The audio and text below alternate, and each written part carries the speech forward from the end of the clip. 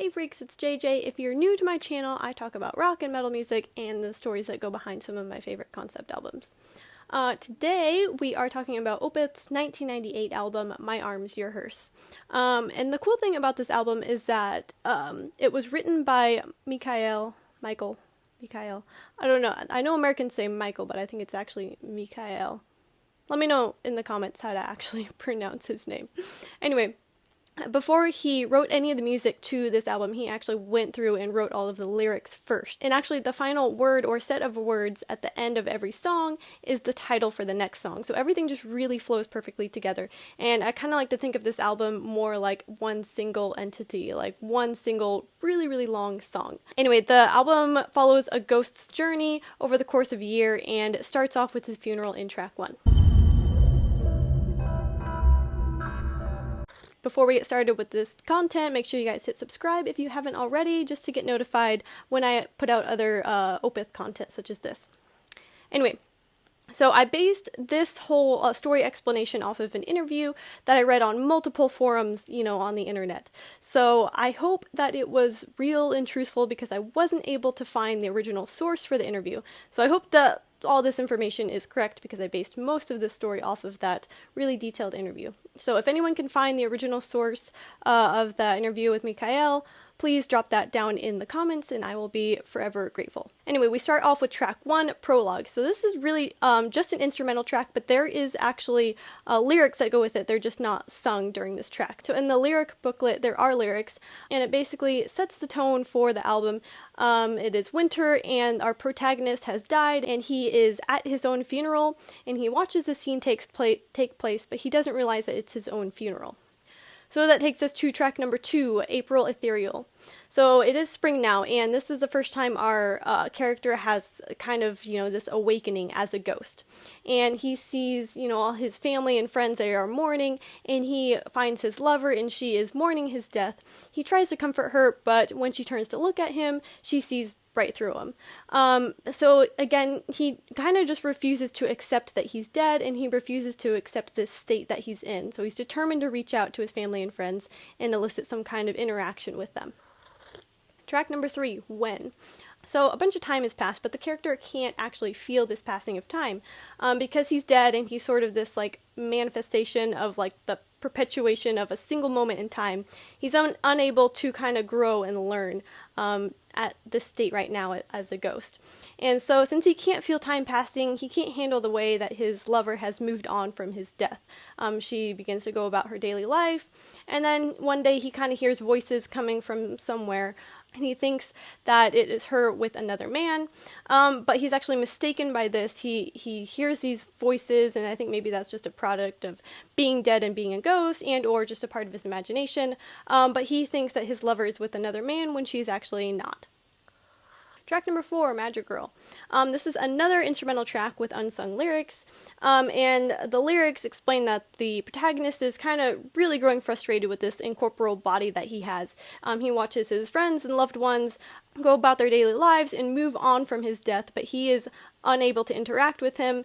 And he's starting to grow, restless and frustrated, and he begins to think that maybe this woman that he loves, if she truly loved him, why isn't she not continuing to mourn his death?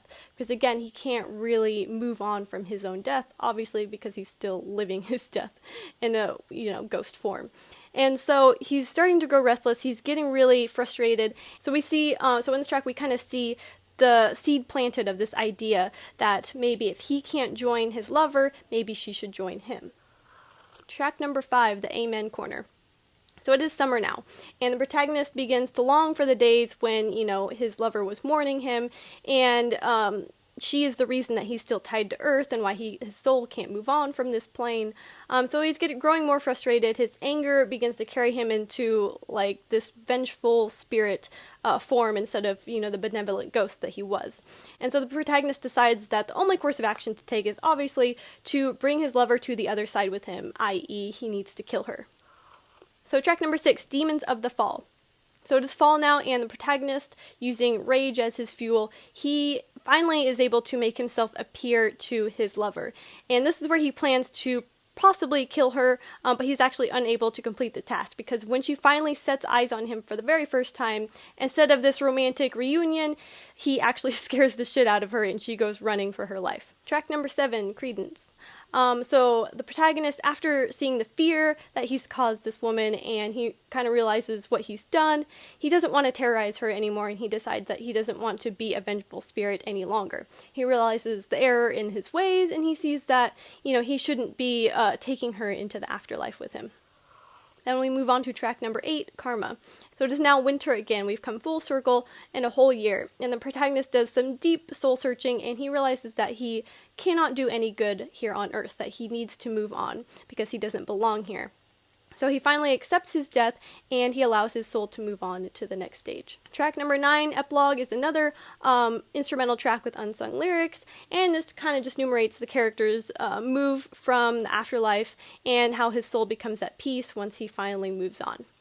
And the final word in this little lyric passage is Prologue, which adds an element to the cyclic nature of, the story and life and death, because it brings us all the way back to the beginning, obviously with the first track called Prologue.